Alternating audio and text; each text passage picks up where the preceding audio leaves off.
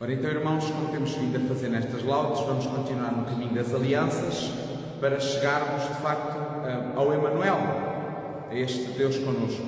E como vos disse, estamos a fazer isto nas sextas-feiras, na catequese adultos, e vamos também fazer isto nas laudes de domingo, porque ainda é um tema que é extenso e é importante nós percebermos o ato que nós comemoramos, fazemos memorial a cada 25 de dezembro, que não é o ato de uma data, não é uma efeméride, não é uma data de calendário. Aqui é um feriado onde a gente come rabanadas, não tem nada a ver com isso. Também comemos isso, mas podíamos não comer nada disso e o ato continuar-se a celebrar. Isso não é isso que faz o ato. Por isso é importante, de facto, nós, povo de Deus, os cristãos, os filhos de Deus, aprofundarem o seu conhecimento do que é a maravilha do acontecimento do advento de Cristo. O que é que isto quer dizer? Porque pode suceder, irmãos, pode suceder que o Maranatá que nós cantamos tanto no advento seja como o Maranatá que os hebreus cantavam no tempo de Cristo. Ou seja, esperavam, ansiavam o Messias veio, eles não deram conta. Porque Maranatá, tanto pode dizer, dependentemente de como a letra é colocada, o Senhor já veio, o Senhor vem, ou ora vem, Senhor. Por isso, o Senhor já veio, o Senhor vem a cada dia, mas o Senhor virá. E será que nós estamos preparados para a vinda do Senhor que virá? E mesmo aquela vinda do Senhor que vem a cada dia, se nós não conhecermos a história, não entrarmos na intimidade da história, se esta história não se fizer carne para nós, pode de facto o Senhor vir e não dar conta. Não percebo o que aconteceu, não entendo a história, revolto-me com tudo, revolto-me com todos, porque não sei o que é que está a acontecer. E a personagem onde nós estamos, a pessoa como nós estamos neste momento é David. Só para apanhar um bocadinho atrás, nós temos os últimos dois sacerdotes, juízes também. Um deles foi sacerdote, juiz e profeta, por incrível que pareça, foi Samuel, foi as três coisas. Samuel era as três coisas. Tivemos ali que os seus dois filhos, Ofni e Finéias, levaram a Arca da Aliança como amuleto para vencer uma guerra e perderam a guerra e a Arca perdeu-se. O seu pai, Eli, que era o sacerdote da altura do tabernáculo de Moisés, que foi mandado construído por Deus no livro do Êxodo, com características muito específicas. Lembram-se das características? Eram compostos por 3 espaços, que era o átrio, o santo e o santo dos santos. Toda a gente entrava no átrio, alguns entravam no santo, e uma vez por ano entrava no santo dos santos, onde recebia a revelação da vontade de Deus e oferecia o sacrifício. É chamado dia da expiação, Yom Kippur. Pronto. Ora, Eli era esse sacerdote.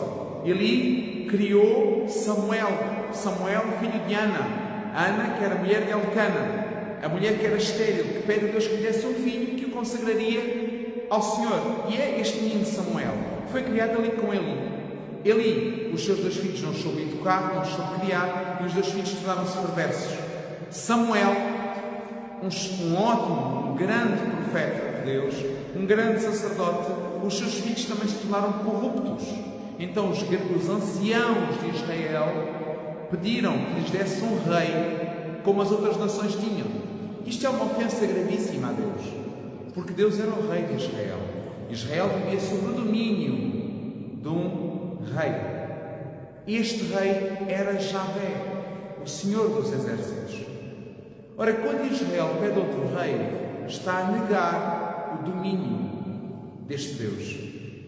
Isto, irmãos, deixa aqui um problema muito grave para Israel, que é o problema de que Deus diz a Samuel: olha, Samuel, não te preocupes, eles não estão chateados contigo, eles estão chateados comigo. Então tu vais achar um rei segundo o seu coração. Então o primeiro rei de Israel é um rei segundo o coração dos israelitas.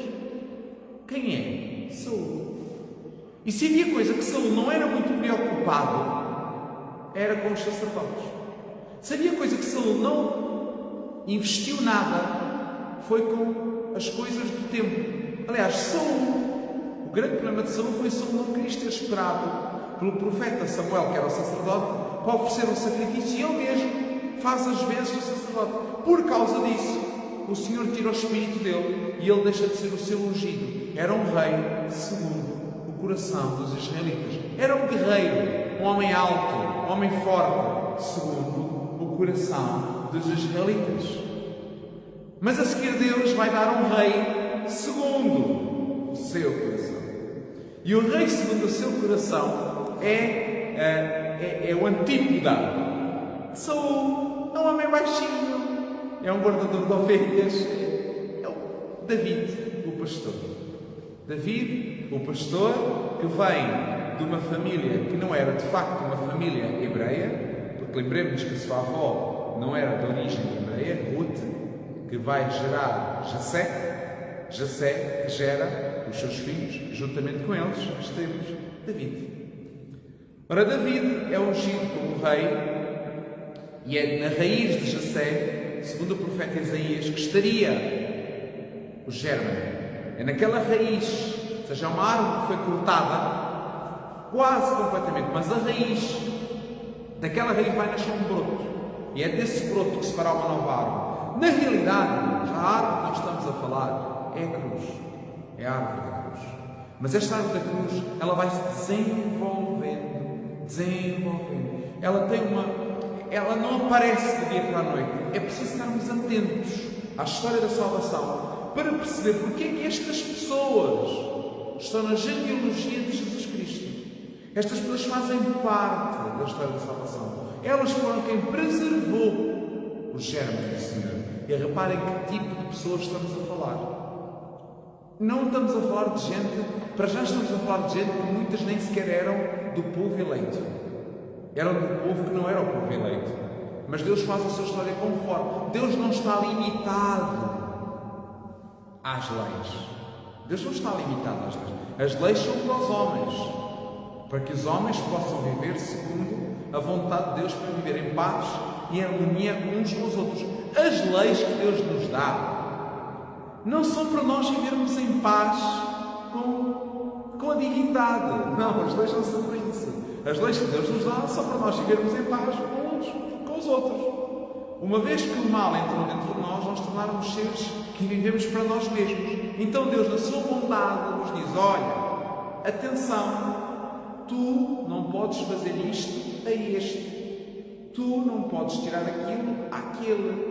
Reparem, as leis são para nós nos relacionarmos uns com os outros de forma familiar. E o outro verso desta moeda é: amarás o Senhor teu Deus.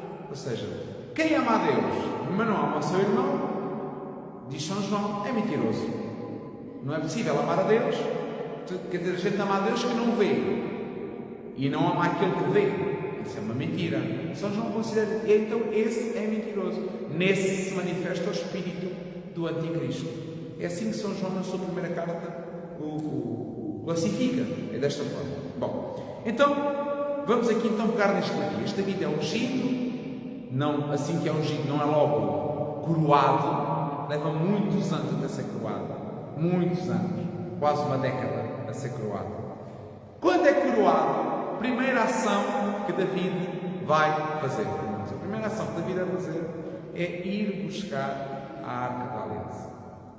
Irmãos, Saul reinou durante 40 anos. 40 anos, naquele tabernáculo feito por Moisés, a Arca nunca esteve lá dentro. Mas isto é muito sério. Eles faziam tudo como se lá estivesse. É como quem está a dizer assim a Deus: olha, Senhor, tu não te preocupes, nós já aprendemos a forma. Às vezes, irmãos, pode suceder, e neste advento é tempo da gente olhar para esta história de salvação como a nossa história. Não poderá ser que estejamos a viver o nosso casamento sem Deus lá, mas nós aprendemos a fazer como se Deus lá estivesse. A viver, por exemplo, a nossa relação com os filhos, com os amigos, com o trabalho, a nossa relação com a igreja de uma forma como se Deus já tivesse, sendo que Deus já lá não está. Isto é doentio, irmãos. Isto é muito, muito doentio. É enfermo. Nós achamos que podemos viver as coisas desde que aparentemente estejam bem, sendo que no núcleo estão enfermos. Isto revela o estado anémico espiritual que nós estamos a viver. Nós estamos a viver um estado religioso. Nunca houve tanta religiosidade, irmãos. Nunca houve tanta religiosidade à face da terra. Aliás, a terra está-se a tornar religiosa. Esse é o problema da terra. Não é a terra está-se a tornar... É que às vezes nós temos a ideia que a apostasia é deixar de haver religiosidade. É mentira. A apostasia é exatamente o contrário. É deixar de haver fé. A apostasia é Babel. A Babel é a grande apóstata. E o que era a Babel? Lembra-se que era a Babilónia? A Babilónia era uma terra cheia de deuses.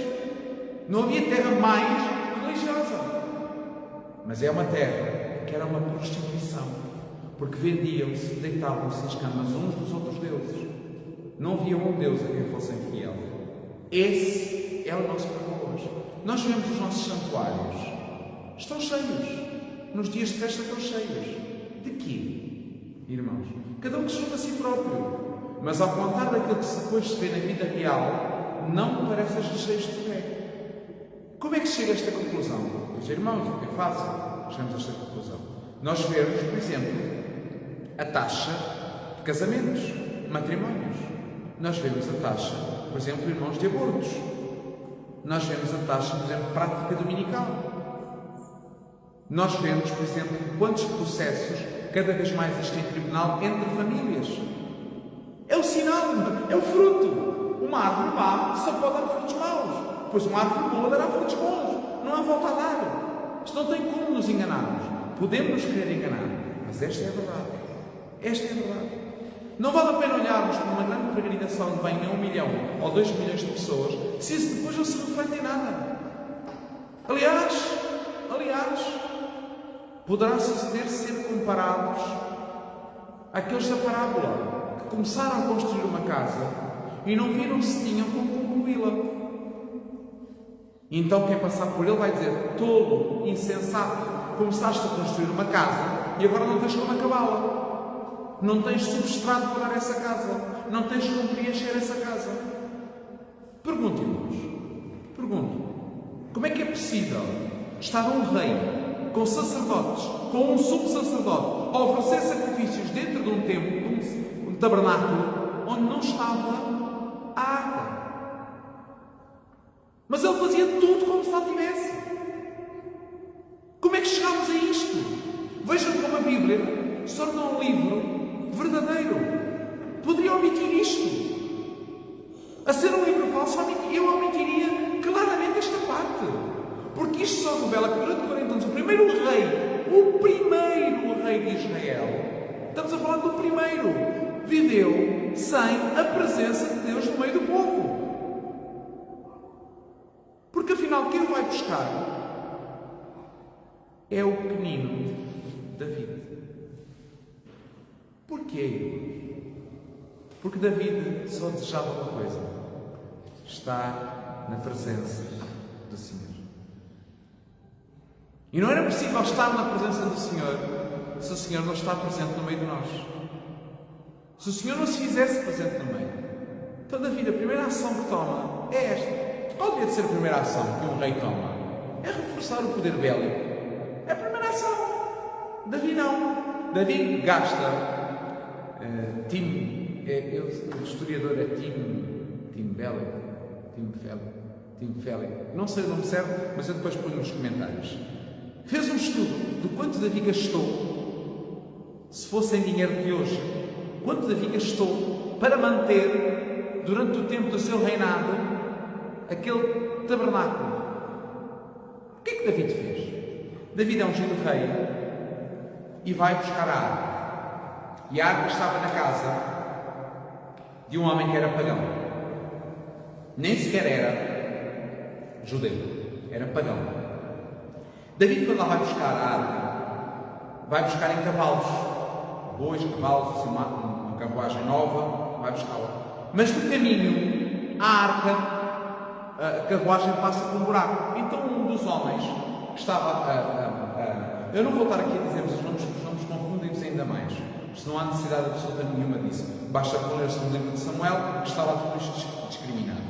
Está no segundo livro de Samuel e está no livro das Crónicas, no primeiro livro das Crónicas. Está lá, tanto num como no outro, têm os dois relatos de formas um bocadinho diferentes, mas é a mesma coisa, no fundo quer-se dizer. Ele quando lá vai buscar isto, há um buraco. E para a arca não cair, um dos homens que o transportava pôs a mão. No mesmo momento, o homem morreu. Imaginem o que se apoderou do povo. Pânico. E Davi pensou para consigo: mas Senhor, eu quero trazer a arca. Porque é que me está a acontecer isto? Então Davi mandou devolver-se a casa, a arca à casa do homem.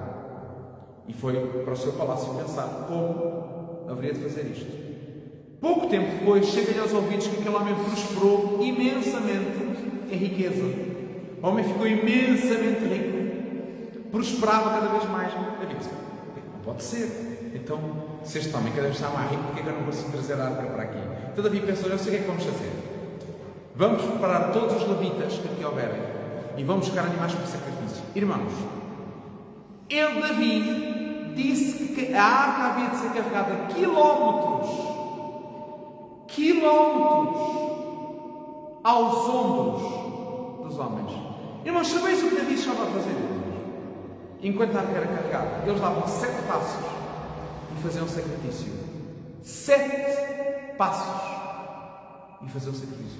Irmãos, em quilómetros, imaginem os sacrifícios que não fizeram. 7 passos. E diz o livro de Crónicas, eu quero vos ler porque é de uma beleza o que Davi fazia, que eu tenho que vos ler exatamente a frase que está discriminada. Ora, Crónicas. Está no primeiro livro das Crónicas, capítulo 15. Está aqui, versículo 16. Então diz assim: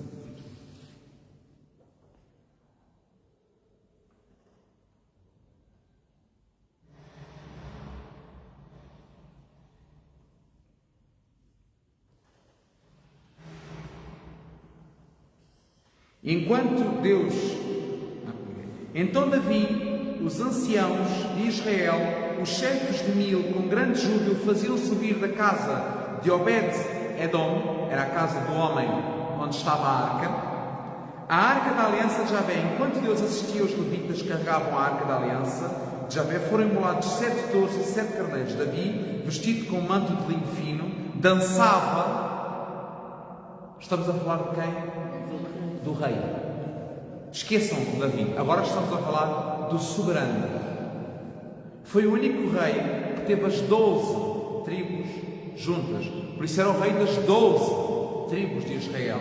E ele dançando, dando voltas, como também todos os levitas que levavam a arca, os cantores, os cononias, oficial carregando o transporte das gitrazava também o efode de linho. Todo Israel fez subir a clarim dos símbolos, fazendo ressoar liras, cítaras, ao chegar à arca da aliança de Javé, à cidade de Davi. A filha de Saul, Micol, olhou pela janela, viu o rei Davi a dançar, exultando de alegria. Reparem, este é o rei de Israel, o Davi, dançando, cheio de alegria. Irmãos, Davi contratou 4.000 cantores. 4.000 cantores, irmãos. É muita gente. 100 bilhões. 100 bilhões. Foi o gasto que ele teve durante os 33 anos do seu reinado. Davi reinou 33 anos. Durante 33 anos, a arca da aliança esteve no meio do povo. O que é que isto vos faz recordar, irmãos? 33 anos viveu o Cristo. No meio de quem? Do povo.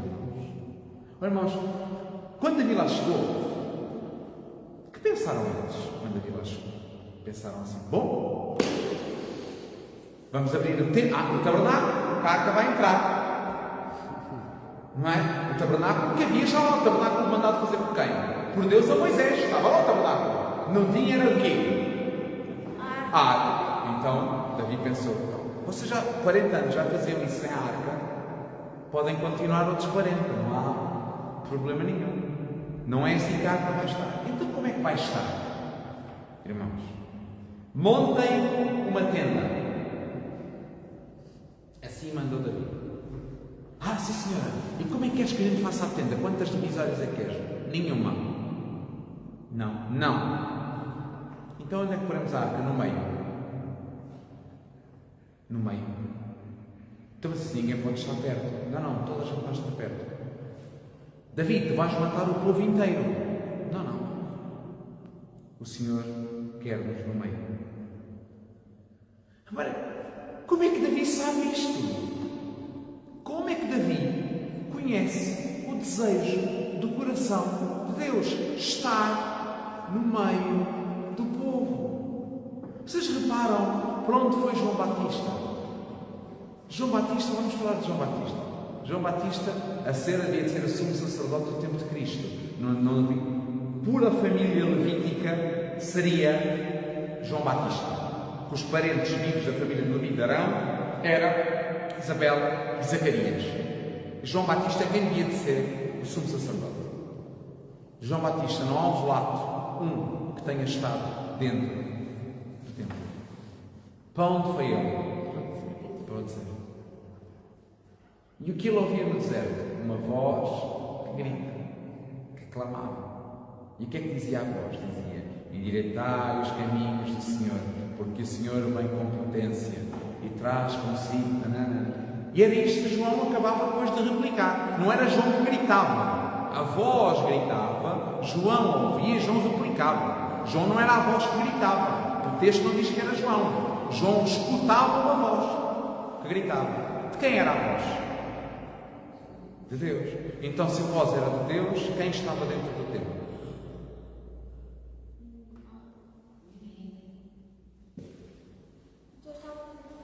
Estão a perceber? Mas isso era a igreja do Antigo Testamento. Irmãos, não era. Não é a igreja do Antigo Testamento, irmãos. Cuidado, essa não é a igreja do Antigo Testamento. A igreja de Laodiceia tem o mesmo problema. Jesus escreve a igreja de Laodiceia. Jesus podia ter escrito a tantas igrejas, irmãos. Escreve a igreja de Laodiceia. Podia ter escrito a igreja de Jerusalém. Estava uma igreja em Jerusalém plantada. Não, escreve só as igrejas da Ásia Menor. E a igreja de Laodiceia diz: olha que eu estou à porta e bato. A igreja está fechada a Cristo. Mas porquê é que os nossos templos se encontram vazios? E alguém me dirá: estás a dizer uma heresia que o Senhor não está dentro da igreja. Está o corpo, sangue, alma e divindade do nosso Senhor Jesus Cristo, o Santíssimo Sacramento no altar, em transubstanciação. Muito bem, irmãos, está tudo muito certo. Mas olha, irmãos, é preciso que isso se manifeste na vida dos cristãos. Se isso não se manifesta, eu não sei muito bem o que é que isso quer dizer. Porque foi capaz de se manifestar numa mula com Santo António. Mas parece-nos que nós somos piores do que mulas, porque não nos verga. Irmãos, se chove, não nos reunimos à volta do Senhor. Se está calor, não nos reunimos à volta do Senhor. Aliás, eu vou dizer na realidade uma coisa. Na realidade, nós queríamos viver numa primavera eterna. Está sempre tempo ameno. Nem para mais, nem para menos. Sempre bonzinho. E sempre assim ao cair da tarde.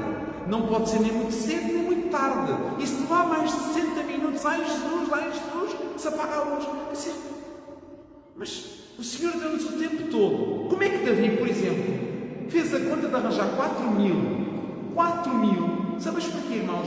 Para que a conta batesse certa era 24 horas por dia, 7 dias por semana, havia coros a cantar diante do Senhor, irmãos. Onde é que isto acontece? Vocês sabem onde é que é esta visão?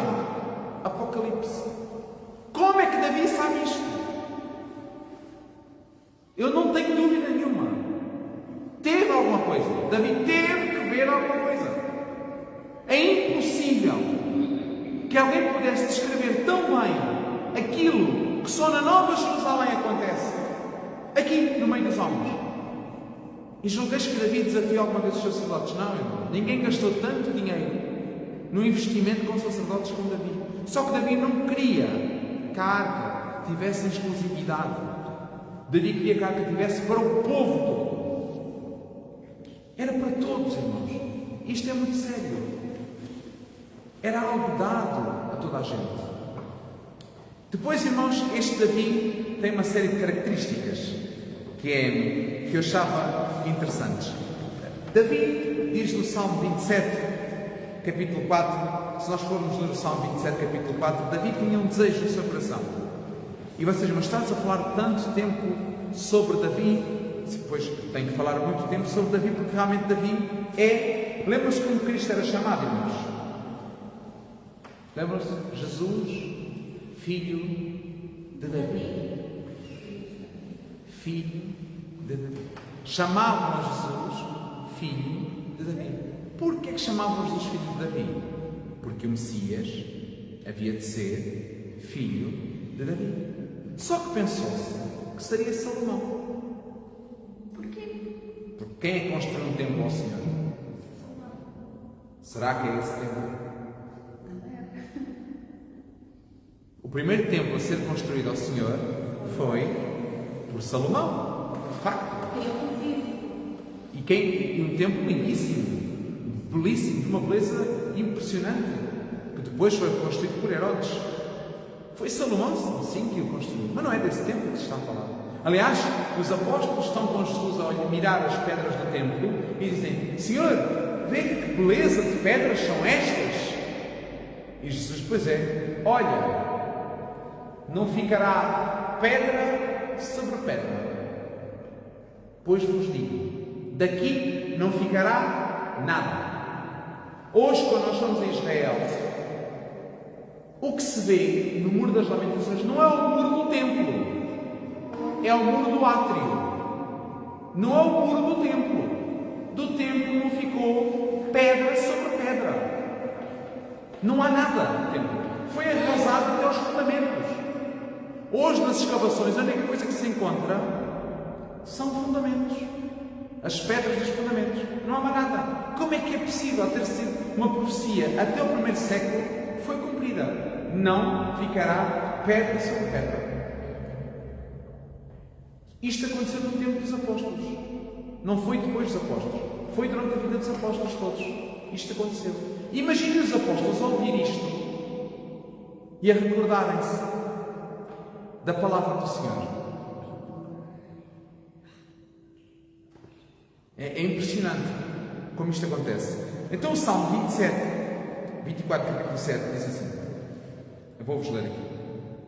Salmo 27 diz assim: uma coisa peço ao Senhor, uma coisa eu procuro, habitar na casa de Javé todos os dias da minha vida, para gozar a doçura de Javé e meditar no seu templo. Então o rei só quer uma coisa. O rei Davi viveu 33 anos como rei, procurando apenas uma coisa: viver na casa, na presença do Senhor. Não era um só viver, ele desejava estar na presença. Lembram-se quando Davi peca com Barsabeia? O que é que ele pede ao Senhor? Senhor, não afastes de mim o que é a tua presença. Só uma coisa te peço: não afastes de mim a tua presença. Porque se tu afastares de mim a tua presença, em mim nada é puro. Sou um homem impuro. Um homem impuro. Sou um homem mau. Nasci no pecado. A minha mãe concebeu em pecado. É Davi que diz isto de si mesmo. E perguntam-me: Davi fez coisas más, muitas. Muitas coisas más. Fez muitas coisas piores do que Saul. Bem piores. Saul ao pé de Davi foi um menino de couro. Mas Saul não desejava o Senhor. E Davi desejava o Senhor. Por isso é que, irmãos, a nossa noção de pecado está muito infantilizada. A nossa noção daquilo que ofende, de qual devia de ser. Por exemplo, irmãos, qual era o sacrifício? Vocês sabiam que até Davi não se cantava no templo do Senhor? No tabernáculo não se cantava. As liturgias só se ouvia uma coisa: o balido dos animais. Não havia música. O primeiro a cantar nas liturgias diante da arca foi Davi. Foi o primeiro que cantou. Diremos, mas não há uns cânticos, não há um salmo de Moisés, o Senhor precipitou no mar o cavalo e o cavaleiro, não há também um cântico de Miriam, que faz ali uma liturgia e tal a cantar? Sim, mas não dentro do tabernáculo. Só Davi é o primeiro a cantar dentro do tabernáculo. E cantava quanto tempo? 24 horas por dia. Davi dedicou-se, pagou a músicos para escreverem música. Pagou para que escrevessem música dia e noite. E como é que era a música? Davi convocou todos os instrumentos que houvessem. Lira, cítara, tímpano, tambores, guitarras, toda a música. Imaginem o arraial de barulho que era dentro do tabernáculo. Imaginem, com 4.000 homens a cantar. É difícil de imaginarmos. 24 horas por dia, 33 anos. Sabem quem foi o primeiro a louvar? Davi. O primeiro a cantar dentro, o primeiro homem, pessoa, a cantar foi Davi. Cantou o primeiro salmo a Deus, dentro do tabernáculo, que ele mesmo mandou fazer, onde tínhamos uma arca. Por exemplo, vou-vos dar onde há uma semelhança disto. A igreja, a que é mais semelhante, assim como esteja a recordar, a Basílica de Nossa Senhora Aparecida do Brasil. O esquema é o mais semelhante que existe àquilo que seria o tabernáculo, que é o altar, exatamente no centro, e tem gente de todos os lados. Todos os lados tem gente. Não há de lado nenhum que não tem gente. Todos os lados. É a única igreja que eu me lembro que faz a volta a 360 graus. Porque a maioria das igrejas não completa os 360 graus. Aquela completa exatamente os 360 graus. Faz um círculo completo. E isto era exatamente o que havia no templo de Davi. Não é no templo, na tenda. E sabeis, irmãos, há uma promessa do profeta Amós, que nos Atos dos Apóstolos, quando se fala de Jesus e quando se começa a ver toda a gente a louvar a Deus, São Tiago tem que explicar o que está a acontecer. É o profeta Amós que profetizou. Vamos ver o que o profeta Amós profetizou sobre o que está a acontecer. Eu sei que estou a andar muito para trás, para a fé das Escrituras, mas eu quero bater bastante neste fundamento para que fique bem claro: Jesus não está fora. Jesus é a promessa do princípio ao fim. O Emanuel é uma promessa realizada do princípio ao fim. Cristo é completo. Então o profeta Amós assim nos lembra. Escutem. Profeta Amós, capítulo 9, versículo 11. Naquele dia levantarei a tenda desmoronada de Davi. Qual era a tenda de Davi? Era a tenda onde estava o quê? A Arca da Aliança. Porque quando Davi morre, voltam a pôr a arca aonde? Dentro do tabernáculo. Não dentro da tenda. Mas o profeta Amós, quando fala, não vai reparar o tabernáculo. vai reparar uma tenda. Qual? A de Davi. E o que é que ele repara? Repararei as suas brechas, levantarei as suas ruínas e reconstruirei como nos dias antigos, para que conquistem o resto de Edom e todas as nações, sobre as quais o meu nome foi proclamado, oráculo de Javé, que realiza todas estas coisas, em que aquele que semeia estará próximo daquele que colhe, aquele que pisa as uvas daquele que planta, as montanhas destilarão mosto e todas as colinas derreter-se-ão.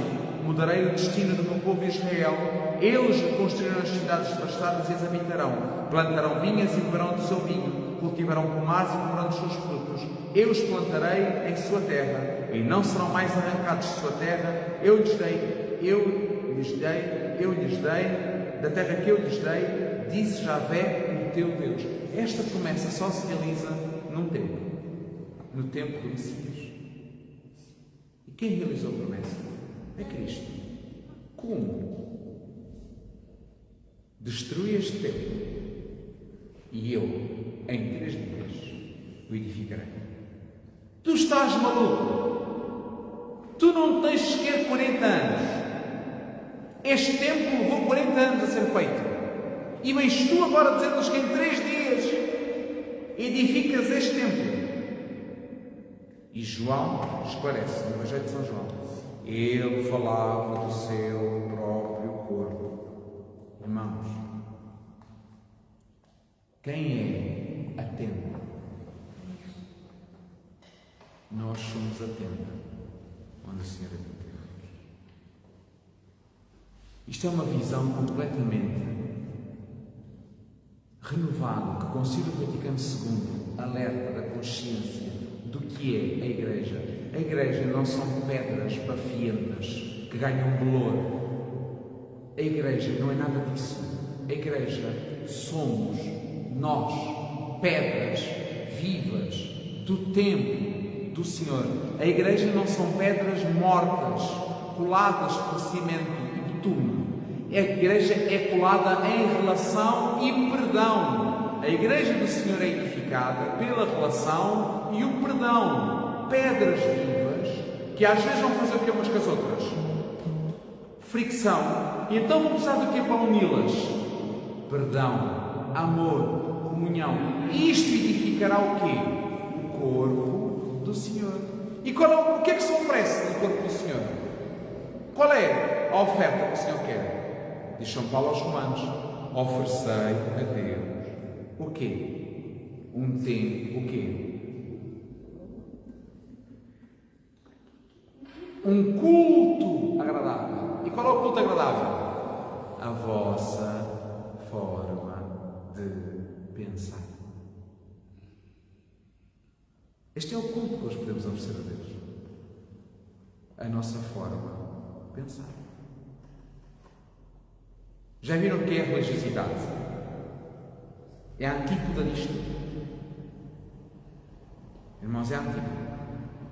Eu vou explicar. A religiosidade não te pede que tu mudes a forma de pensar. Pede que tu mudes a forma de agir. E o que é a forma de agir? Dá isto. Pronto, está dado. Isto não interfere comigo. Está dado, está dado. Está feito. Acabou. Eu não me transformei. Quando eu acabei de dar, volto exatamente aquilo que era. Porquê? Porque oferecer a forma de pensar em nós implica uma coisa. Implica um holocausto vivo, espontâneo e agradável da nossa mentalidade. Implica uma metanoia. Irmãos, isto é muito sério. E nós não conseguimos chegar ao Emmanuel se não percebermos o que é que o Advento significa para nós. O nosso Advento é vivido de uma forma muito romântica. E nós temos como figuras de Advento Maria e João Batista. Irmãos, se há coisa que não é romântica, é Maria e João Batista. Se há duas figuras que não são românticas na Sagrada Escritura, é Maria e João Batista. Elas são das duas de uma força, de uma vitalidade, de uma agilidade, de uma disposição e desejo de ser agradável a Deus impressionantes. Maria e João Batista. E o que nós fizemos deles? O que nós fizemos? Fizemos de Maria uma senhora de não toques. Fizemos de João Batista um doido varrido. Se há coisa que João Batista não era, era doido varrido. Se havia um doido varrido nesta história toda, é Cristo. Porque varreu com toda a nossa forma de pensar. Porque Cristo vem e mexe aqui. É o único que faz isto. Cristo vem e diz-me assim: não precisas mais de oferecer sacrifícios. Os bodes acabaram. Os novilhos acabaram. Agora ofereceis-vos uns aos outros. Ó Senhor, espera lá. Ainda assim é mais fácil comprar um bezerro. Não. Mas já não é preciso um bezerro. Agora guarda-se o dinheiro do bezerro. E com o dinheiro do bezerro juntas com o irmão teu e comes com ele enquanto houver dinheiro do bezerro. Senhor, mas está bem, mas eu não pensava assim. Pois. Então isso mesmo pode acontecer. É a tua vã forma de pensar. E é aqui que mexe nos nossos sofismas. Nas nossas ideias pré-concebidas, irmãos.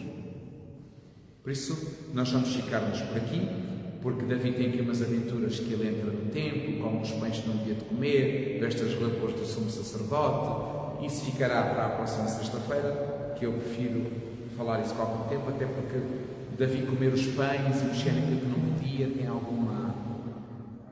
tem alguma eloquência para depois chegarmos ao Cristo. Por isso, convido-vos a estar de pé.